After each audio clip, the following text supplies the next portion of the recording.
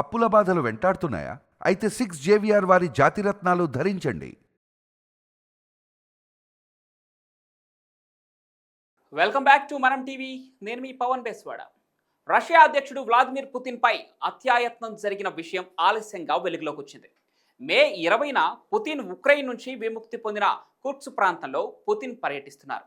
Putin హెలికాప్టర్లో ఉన్న సమయంలో ఉక్రెయిన్ డ్రోన్లు పుతిన్ హెలికాప్టర్ను టార్గెట్ చేసినట్లు పుతిన్ కమాండర్ మీడియాకు తెలిపారు.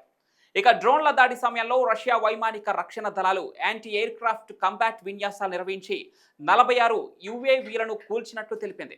అలానే మే 20 నుంచి మే 23 వరకు సుమారుగా 764 ఉక్రెయిన్ డ్రోన్లను నేల కూల్చినట్లుగా రష్యా పేర్కొంది. ఈ ఘటన తర్వాత ఉక్రెయిన్ డ్రోన్ల సామర్థ్యంపై రష్యాకు ఆందోళన కలిగిస్తోందన్న చర్చ నడుస్తోంది.